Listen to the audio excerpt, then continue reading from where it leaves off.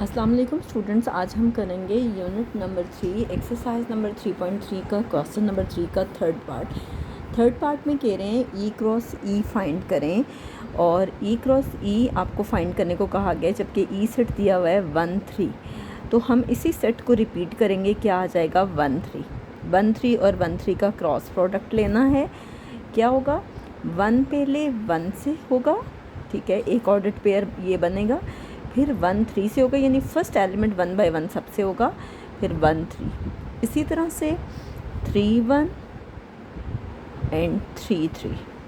तो ये आपके पास ई क्रॉस ई फाइंड हो गया। अब हमने इसको ग्राफिकली रिप्रेजेंट करना है कि ग्राफिकल रिप्रेजेंटेशन इसकी किस तरह से होगी। तो हम स्टार्ट करते हैं। मैंने आपके सामने ई क्रॉस ई का सेट लिख दिया और मैंने आप देखें कि इसमें बहुत ज़्यादा आपके पास ज़्यादा से ज़्यादा जो नंबर्स थे वो 3 तक थे ऑर्डर्ड पेयर्स में। तो मैंने ज़्यादा से ज़्यादा 3 तक लिया है और मैंने 10 का डिफरेंस लिया है, ठीक है। आप देखें कि मैंने 10 स्मॉल बॉक्सेस को 1 कहा है, 10 स्मॉल बॉक्सेस को 2, 10 स्मॉल बॉक्सेस को 3। आप चाहें तो 5 स्मॉल बॉक्सेस को भी 1 कह सकते हैं। आप पे डिपेंड करता है। आप 3 स्मॉल बॉक्सेस को भी 1 कह सकते हैं, जैसे आप करना चाहें। बहरहाल मैंने 10 स्मॉल बॉक्सेस को लिया है। 10 स्मॉल बॉक्सेस हैं 1 के equal, scale along x axis, और इसी तरह से स्केल अलोंग वाई एक्सिस भी किसके इक्वल है कि 10 स्मॉल बॉक्सेस इक्वल हैं 1 के, ठीक है। जैसे मैंने ये एक्स एक्सिस है इसमें भी ऐसे किया और वाई एक्सिस में भी ऐसे किया। अब देखिए P1 क्या है, x की वैल्यू 1 है और y की वैल्यू 1 है। देखिए ये पॉइंट है जहाँ x की वैल्यू 1 है और y की वैल्यू 1 है, ठीक है। ये देखें, इसे आप कह दें P1, x की वैल्यू 1 है और y की वैल्यू 1 है, इसे आप P1 कह सकते हैं। नेक्स्ट है जी P2, x की वैल्यू 1 है और y की वैल्यू 3 है। ये देखें, x की वैल्यू 1 है और y की वैल्यू 3 है।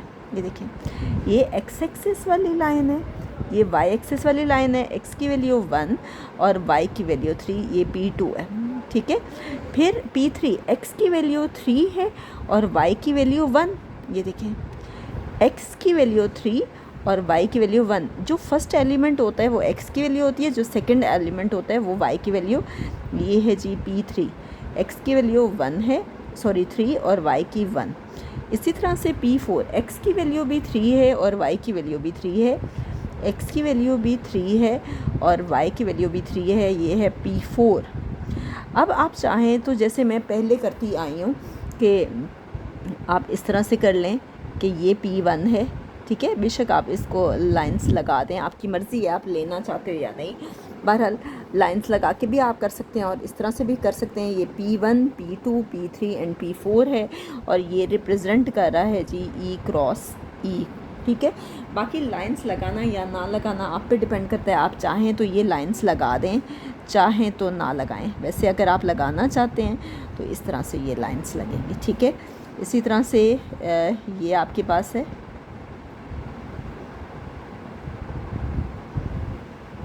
ठीक है। इसी तरह से आप ये लगा सकते हैं